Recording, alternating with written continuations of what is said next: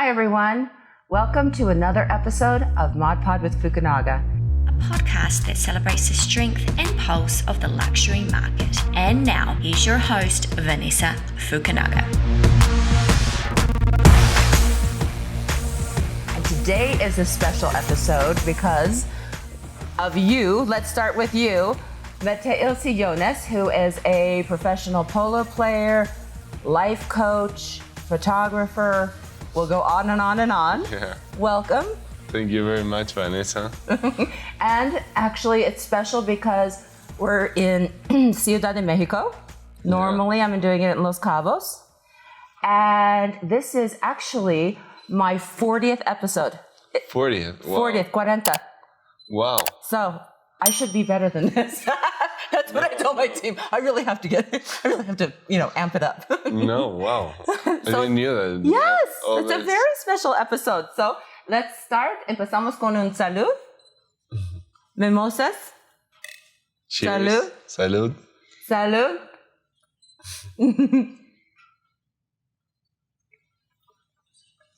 Okay, not a bad way to start the day. They're very good.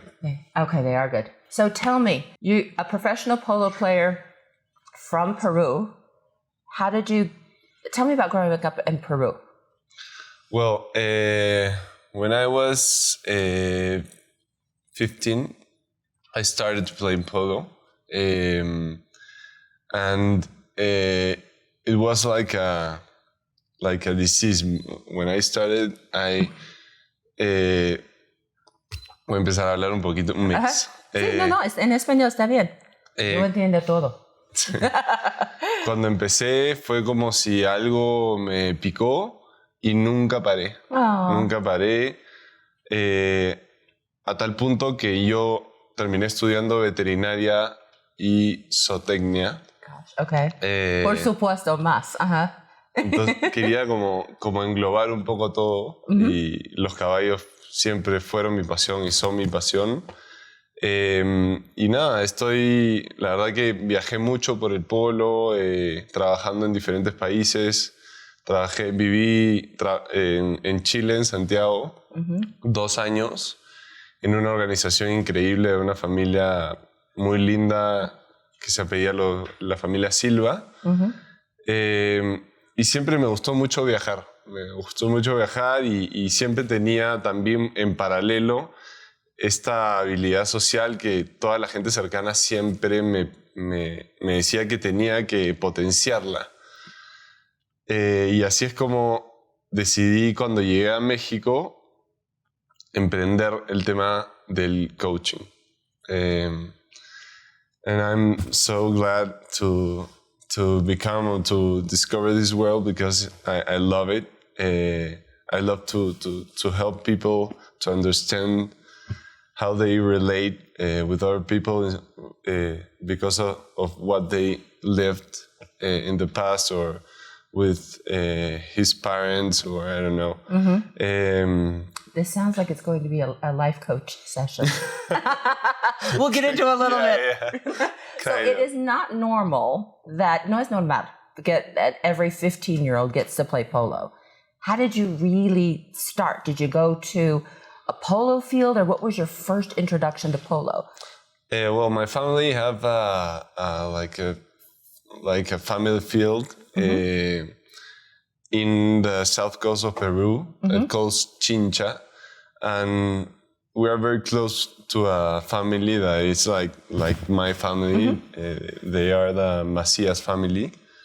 And they introduced me to the polo because they have like this main organization, this polo organization with all the breeding parts and reproduction and all the circus. And then I started there. And as I was telling you, I started and then fell in love. Kind of like with Ariana. Yeah. We'll get to that in just a minute. That's a very fun part, yeah. Yes. Yeah. So you're 15, you're playing polo and traveling all around the world. How did you come to Mexico? Did you have a match here or no. What really, really brought you to also live here? I returned to Peru when I was in Chile. And when I arrived to Peru, we have the pandemic. And I never heard of it. What? And I stayed in... Did something happen? Yeah. I stayed in Peru 2 years, working in a racehorse breeding organization. And then, I don't know, I wanted to travel again and to go a different place and see different places and know different people. And Mexico was like one of the main countries that que la pandemia no lo afectó tanto, o sea, no fue tan rígidos con las restricciones, y siempre me llamó... No te decía nada. Siempre me llamó mucho la atención México, mucho. En todo sentido, los lugares, lo cosmopolita que era, y las oportunidades que habían post pandemia. Y simplemente me quería ir de Perú nuevamente. Entonces le dije a Oriana, nos vamos. Y Oriana me dijo, nos vamos feliz. Aww. Yes. The 1st of February, we have 1 year. Oh, Yeah. That's so sweet. Yeah. When you're engaged or juntos? No, we're boyfriends, and then here. For here, yeah. In yeah, Cabos, we get engaged. That's right. That's so cute. Yeah. So tell me about the horses, because you weren't just being a polo player. You said you studied to be a veterinarian, and were you doing training on the horses as well? Yeah, I focus in all the process of the horse, in the breeding part, in the reproduction part, in the feeding part, in the training. I love all the 360. That's why that's my main passion, to work with young horses. I don't know how to say in English, doma. It's like when you put for first time the saddle. Do they call it break? When you break a horse? I think that, that doesn't sound very nice, but I think it's part of the training. Yeah, it's like the beginning of that process of the horse. No? And that was like another window, that it's another world, that if I have the passion here, it was like here. Do you think all of that helped you? Because not every polo player is, learning all aspects of a horse. It must get you even closer to... Yeah, most of the players only love the sport. I love the sport. I love to play polo, but my passion is the horse. Oh my gosh. And all that relates with the horse. Have you had one special horse your whole life? Yes, I have one female in Peru. It was a racehorse, but she didn't race. And I make all this process, and I put in practice all this learning from all these years. With her? Yes. What's her name? Sinfonia. Sinfonia. Yes, I have an Instagram that I put all the videos of all her process. It was, I love her, yeah. Yeah, it was. How old is she? She's 4 years old. Oh, yeah. Young. Very young. What is the lifespan of a horse typically? Well, they start to play in a competition 5-6 years till 17, 18. Oh, wow. Yeah. Wow. Do you often go back to visit her? No. I haven't seen her in a while. Yeah. Does she know your face, your smell, your voice, or all of it, do you think? I hope. All of it? Can you call her name and she'll come? In that moment, yes, but I haven't seen her in 2 years. She will remember. I don't know. I hope. So you're still playing polo? Yes. Now I'm playing in Querétaro with a guy that hired me to play with him. And it's very fun. Yes? Yeah. So when you say in Querétaro, does that mean just in Querétaro, or do you still travel around? Well, playing? I was making like polo lessons in Tecámac, is like an hour from here. There is one of the main polo clubs. I don't know if that's the oldest one, but the best polo is there. But then I don't know. In Mexico, you have a lot of polo, but you have how do you say descentralizado? Disinterest, right? They're not interested? No. Oh. It's like you have. It's not. You don't have like in one place only. Like here's all the polo life, all the best polo is in one place. You have in many different parts of Mexico. Okay. A bunch of different type of clubs, polo clubs. But now I'm playing like or based my polo in Querétaro. And so, do you always ride the same horses, or how does that work?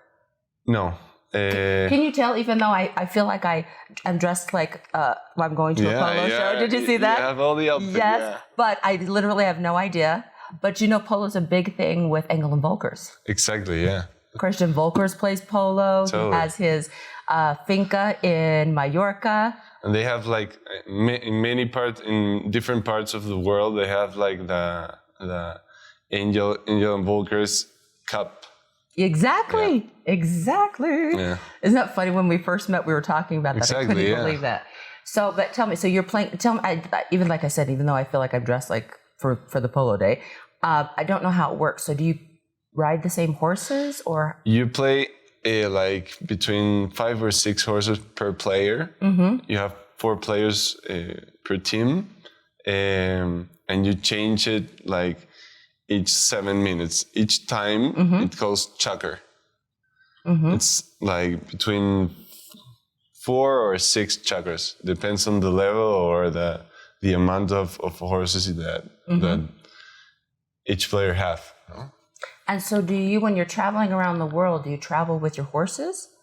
Or do they have horses there? It depends. I literally have no idea how that works. It depends. In the high professional or high level, you travel with all your best horses to play for a guy that pays you with all the organization, all the people that works for you. I don't know. Argentina is like the main place where the best polo is, the best players all around the world, and the best horses. And when they get hired from a guy that I don't know, that like the best polo in the world or the polo season, the best polo season is like it starts now in Wellington in Florida, then in England. Soto Grande in Spain, and the Argentina, like the high season that starts in like August or September till December, and the best tournament in the whole world is a Triple Crown in Argentina. That you have the Argentina Open, that is Tortugas is a club, Hurlingham, and then Palermo. That is in the middle of Buenos Aires. Oh my gosh. Yeah. Why do you think, why is Argentina your favorite place? Even though you think it's the favorite place in the world, why is it your favorite place for polo? Because the country is like made for horses. That's a great thing to say. Yeah, because it's all like, how do you say, like flat? All the country is flat. It calls a pampa. A pampa it's all pampa also. And it gets rain and everything takes green. If you don't have money and you can like have a horse, you can leave it in the field and he will never die. I don't know. And they have like decade, how do you say it? A decade? Decade, sí. Oh, decadent. Décadas de cultura ecuestre, de mucho... Sí. I don't know, the kids go to school in horses. So it's like... What? Yeah. It's very... All this lifestyle with the horse in Argentina is very strong, very powerful. I don't know. It's a lifestyle, and if you're in this world, Argentina is the main one. Interesting. So your connection to horses, though, I mean, obviously you can tell by the way the type of person you are. You have a really interesting connection with people, and obviously horses. It's clearly made you a better polo player. Well, yeah, the connection with horses and animals and nature. It's one of the main tools for being present, and the connection with people too. I don't know, when I was a kid, I always were related with nature, and all my family works in agriculture, and I don't know, I all my life I've been in contact with nature, and I see myself like when I listen to people or see the different details, it's like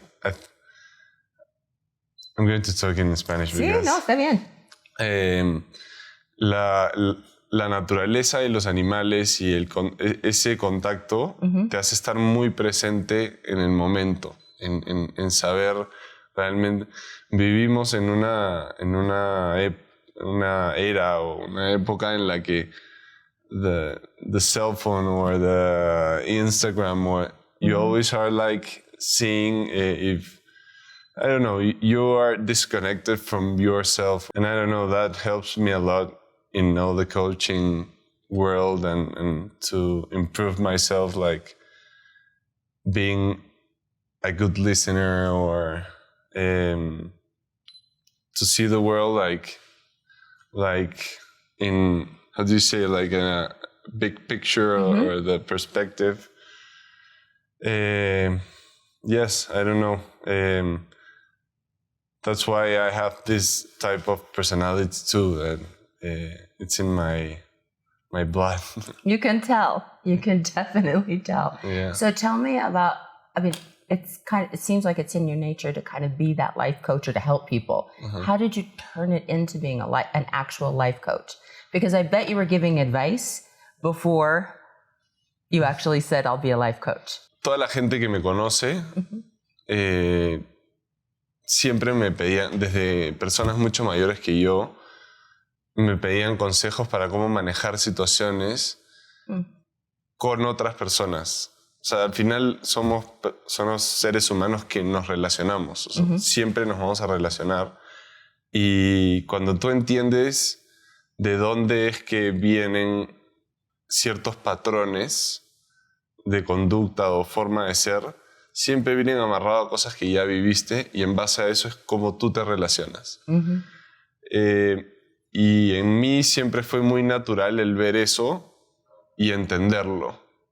Entonces, al yo tener esto de forma natural, dije, lo tengo que poner en práctica y tengo que aprovecharlo, porque lo disfruto mucho y me gusta muchísimo.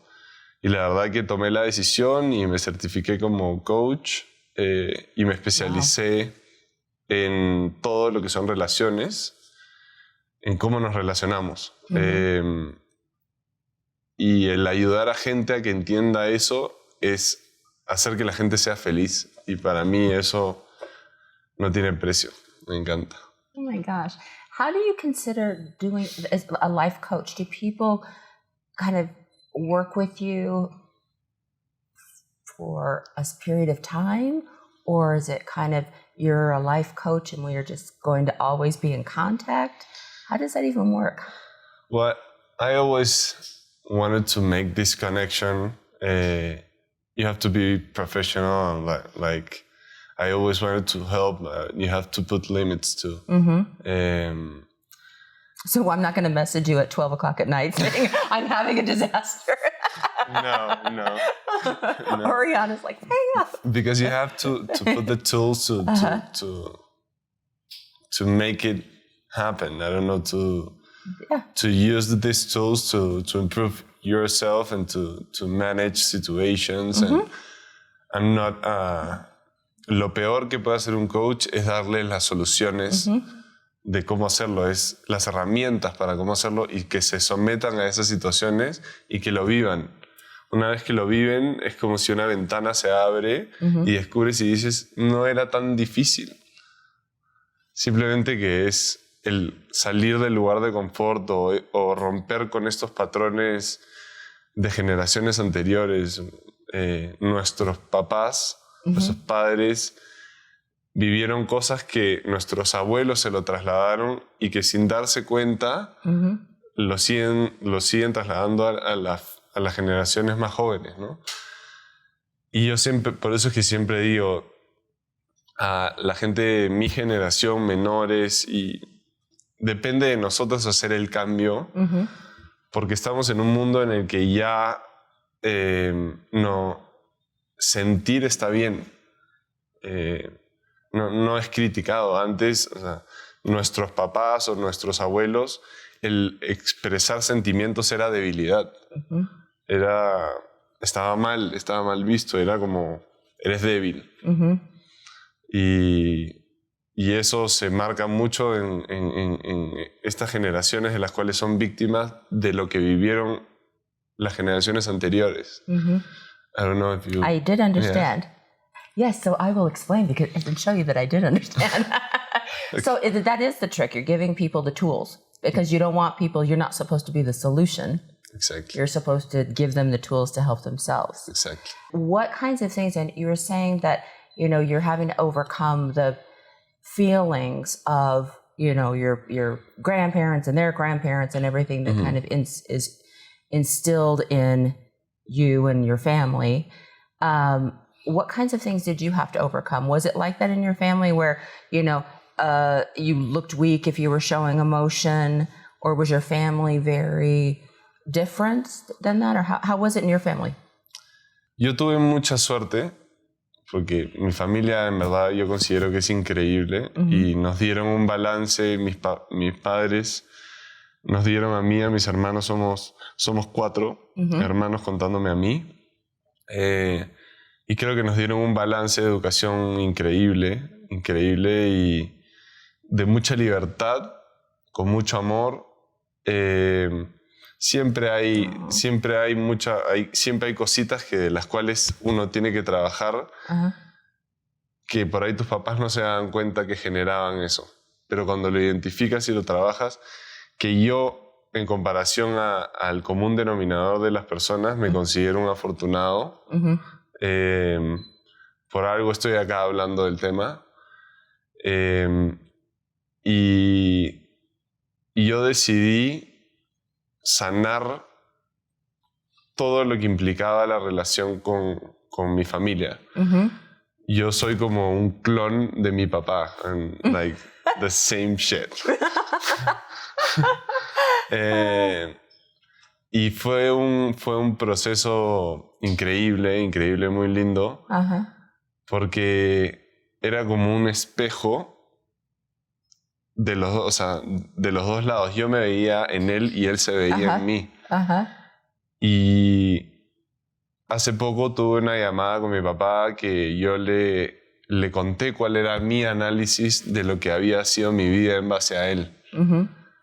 Y decidí ser mejor persona, y corregir por ahí esas trabas que él había tenido y potenciar las cosas buenas que tiene millones de cosas. Mi papá es increíble. Y con mi mamá también. Mi mamá siempre fue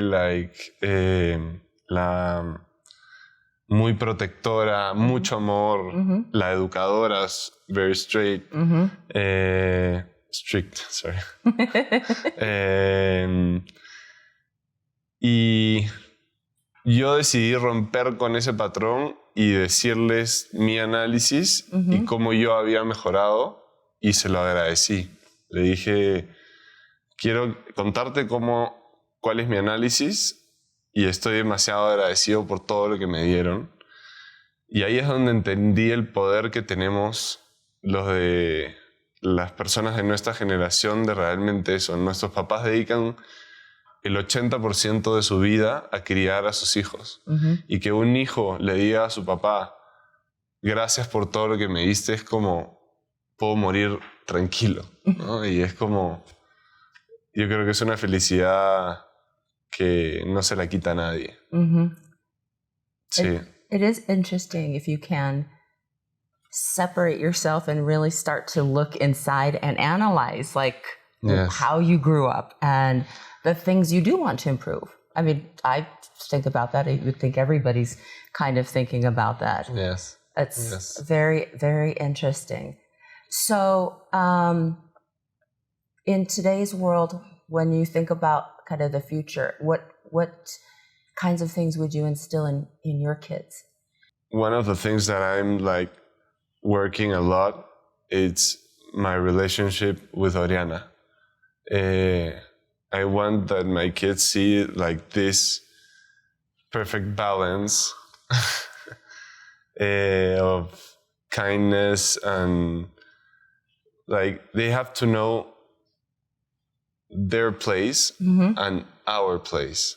Mi relación con Oriana, yo creo que también me considero un afortunado de que estemos juntos ahora, porque nosotros terminamos, cuando yo me fui a vivir a Chile, terminamos por 2 años.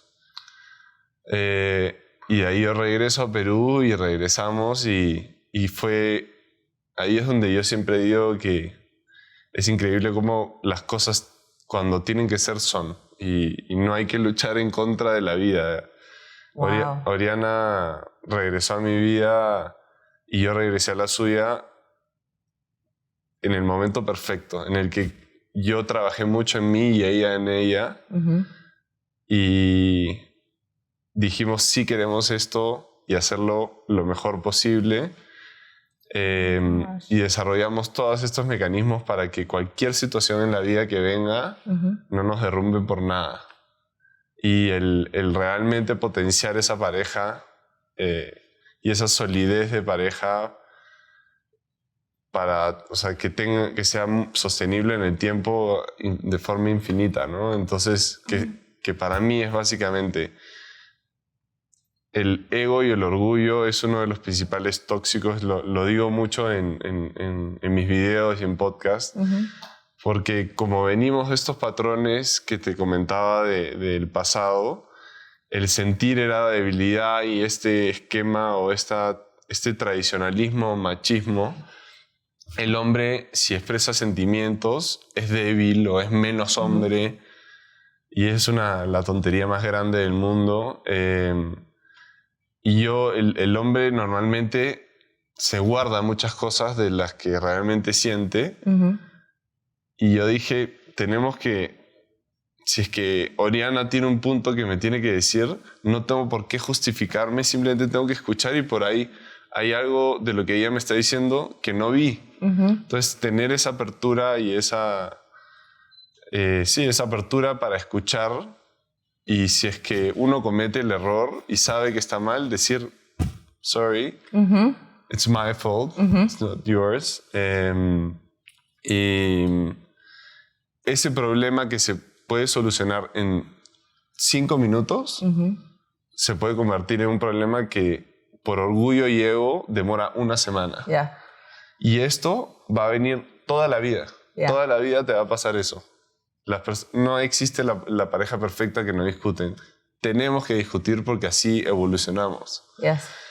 Y ese canal de comunicación, porque yo una de las cosas de mis mantras de vida es, tan importante como decir las cosas es cómo decirlas.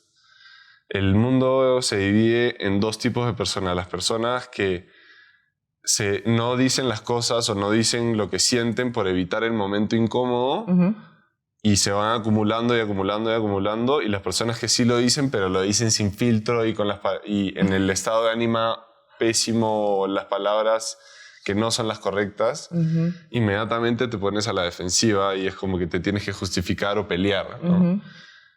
Y esos son mecanismos o herramientas de las cuales creo que todas las parejas tienen que trabajar en eso, porque es lo que va a venir toda la vida. Entonces, ¿qué es lo mejor para manejar esto? Canal de comunicación, el orgullo y el ego tienen que desaparecer o controlarse.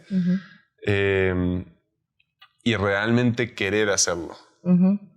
Si queremos esto, el compromiso de decir, ok, sí quiero esto y lo quiero para toda la vida. Entonces, todo lo que implica eso y eso es lo que quiero que mis hijos vean. Porque eso es el que no tengan miedo de contarnos lo que quieran, lo que sean, y que vean esta pareja como a eso quiero apuntar. Yes. Oh my gosh. What? This is why you're such an amazing person. This is why everybody needs to just sit and listen to you. Because don't you think those lessons, though, are not just about your significant other? It's how you deal with your kids. Needing and wanting to listen to each other. Exactly. Sometimes, and obviously nobody's perfect. I'm not perfect. But, sometimes I would say to somebody, it's not, the end goal shouldn't be to be right. It should be to make things better. Exactly. Don't just try to win. Yeah. Do you know what I mean? That doesn't help us. Yeah. So how do we figure it out together? Yeah. Because that's for like friends, colleagues. And we have to understand why the people are like the stupid guy is stupid because there's a reason. Exactly. Yes. And I'm going to explain. Sorry for my English. No. Sorry. No, está bien. El rencoroso, el tonto, eso es algo tiene una razón por la cual es así, es un mecanismo de defensa. Pero cuando nosotros evolucionamos ok, entiendo y no voy a caer en su mecanismo de defensa para que yo sea víctima de eso. Entonces, el primer paso es entender, y cuando tú entiendes, dejas de juzgar. Al dejar de juzgar es realmente un primer paso para que tu vida sea mucho más feliz y te relaciones y no seas víctima del pasado de otros. Exacto, las cosas malas de los otros personas. Exactamente. Yes, I like to keep negativity away. Exactly. Yes, I just want positivity. But I think it works if everybody could be like this. Do you know what I mean? These are life lessons. See, this is why you're a life coach. Yeah. But it's true, like I said, with your kids, with your family, with your friends, with, the person that's checking you in at the hotel. Exactly. With the driver, everybody if you have kind of like a different compassion that they're also a human being, they've had a life before. I'm sure they're having their reasons. Yeah. And if they want to have maybe a bad moment, you don't have to be a victim to that moment. You can let it go and walk away, or depending on the importance of that person, talk through it. Yeah. I remember the first time, but we were talking about parents, but also seeing people in a different way. The first time that you kind of realize that your parents are not just your parents, but they're actual people. Do you know what I mean? That they're actual people with a life that have their own needs and wants. Yeah. And that change in me when I saw them differently, like it wasn't just all about being the mom or the dad, that they, were their own people. It's like you just see people through a different lens. Eso es un punto de madurez, de nuevamente entender y separar. Sí, son mis papás, ellos me criaron, pero hay un punto en el que si decides ser grande o o maduro y someterte a la vida real, que creo que ese es uno de los principios. O sea, muchos papás cometen ese error, más papás sudamericanos.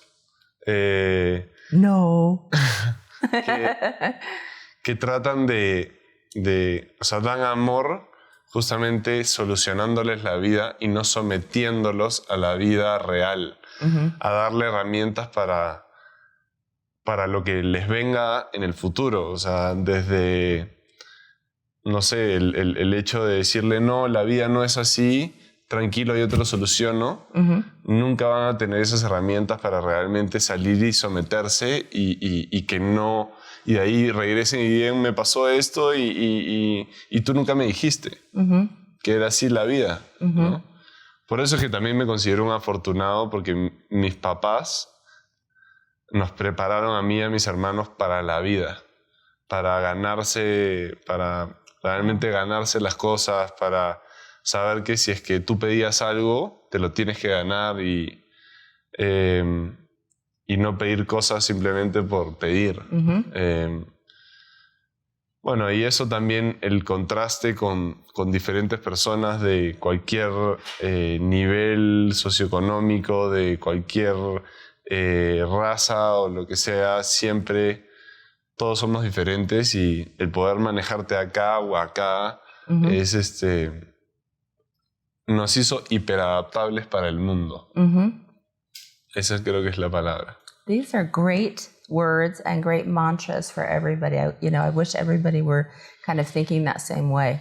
Like it is difficult when you see other people, like they're having a moment and their pride or their ego, they can't even step back to find a solution because they're just in the moment or getting hurt or blocked, or they, are defensive. But yes, I think when people, like you said, kind of shed those, the feelings of the past of feeling like it makes you weak, but I think it makes you stronger to be able to find a solution. Totally, yeah. I'm always the one that likes to make it better. When you have a fight, you are? Yeah, oh my gosh. But a lot of guys, don't you think a lot of men like to go away?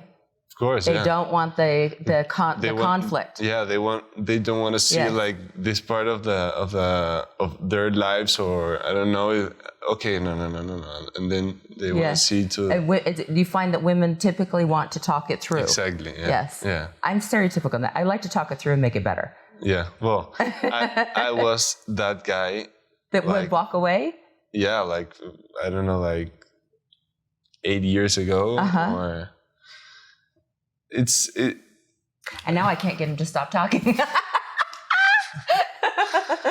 es súper común porque así nos criaron. Obviamente yo fui víctima de eso porque es lo que, si tú te crías en un entorno que es lo normal, es lo que haces. Pero cuando empiezas a evolucionar y a ver cómo las cosas que no te gustan de ti y a qué están conectadas, es donde vas entendiendo, y eso es evolucionar y eso es madurar. Y por eso es que creo que en el mundo en el que vivimos, que todo es tan superficial y todo es, no sé, saciar la necesidad lo más rápido posible, o cuántos likes tienes o cuánto, y no realmente enfocarse en uno mismo, en decir, quiero entender realmente quién soy, el poder curar estas heridas del pasado, y eso es vivir, o sea, eso es enfocarte en cómo vivir una vida más feliz. Y eso falta mucho acá. Vivimos en un mundo mucho más de vivir el momento y de la satisfacción del segundo. Y no de decir, ok, quiero armar un proyecto para ser feliz toda mi vida, ¿no? But it's true, don't you think? When you get rid of all of that and you can kind of open up and release, and you have the negativity gone, because I think that people don't even realize that they hold on to it. Yeah. Do you know what? If something, they're having like a situation, that negativity, if they're not able to have the tools to get through it, get past it, or be in the moment and enjoy, all of that does stay inside you. My gosh, I feel like this wasn't even a podcast. It has been like my life, my life session. Okay, so tell me, now with all of this, what is your next chapter? Well, I've made three chapters. The idea of my podcast is to talk with different type of people from different generations.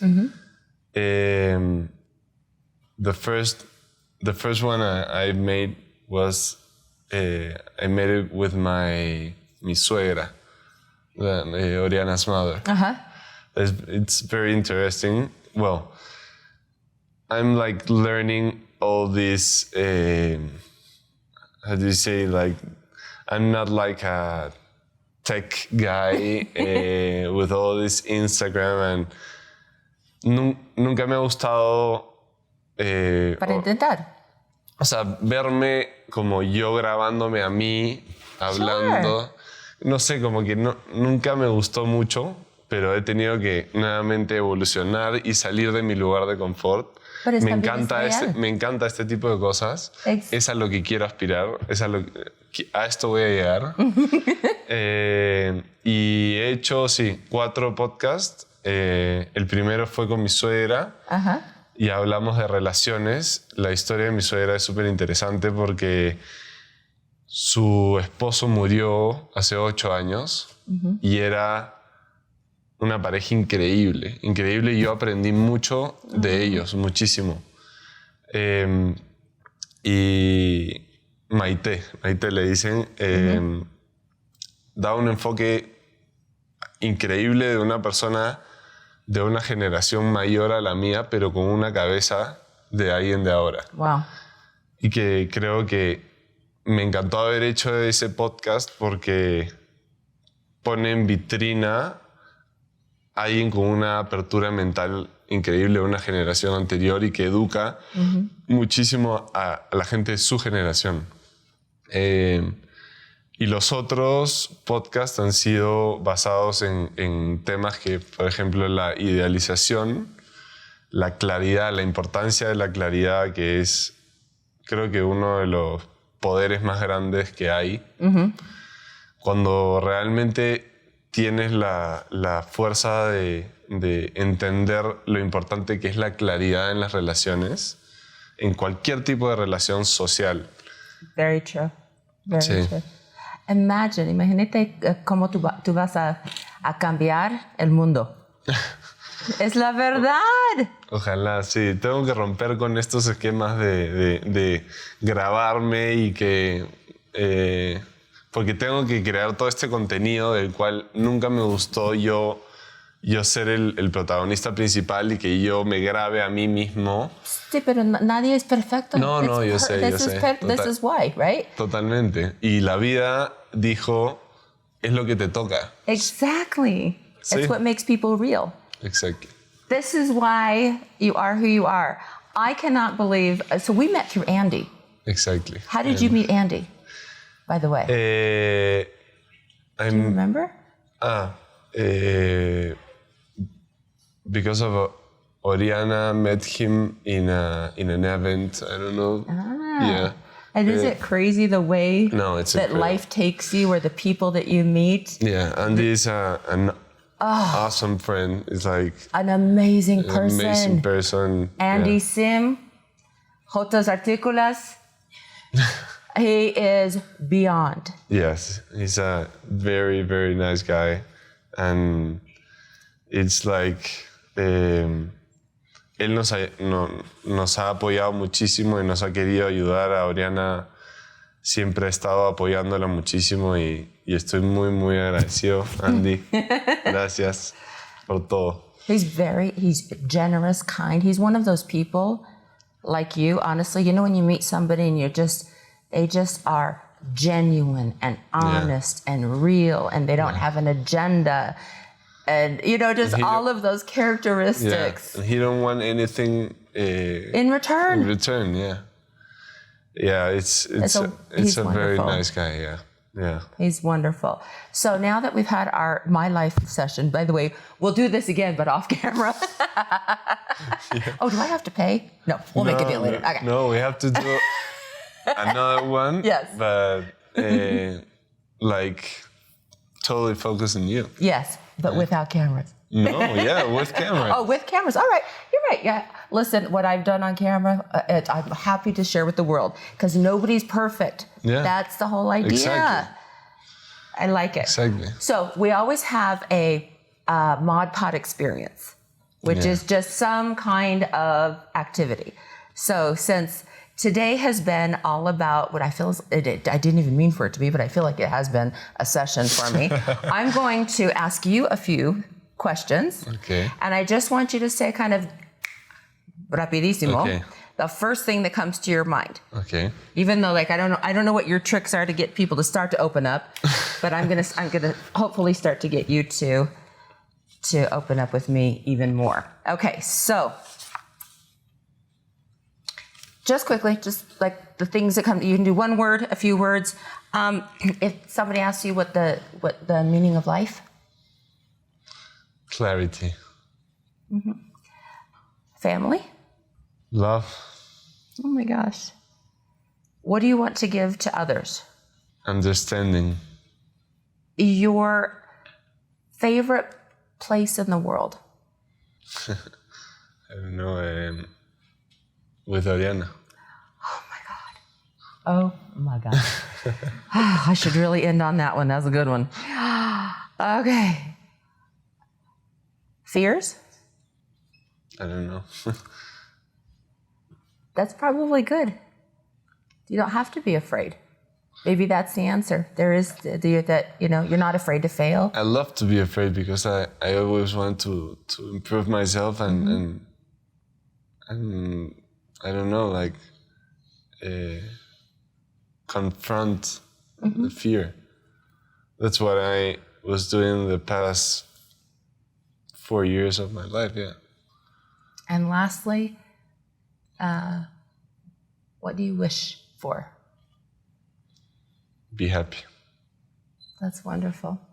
With that, Mateo, oh my gosh. Thank you very much, Thank Vanessa. you, muchísimas gracias. It was wonderful. Increíble placer. Gracias a ustedes también. And for more podcasts with Mod Pod with Fukunaga, check all of your favorite podcast channels. Thank you so much. Oh my gosh. Thanks for listening to Mod Pod with Fukunaga. Follow the episodes on all major podcast platforms, including Apple, Spotify, Amazon, and many more.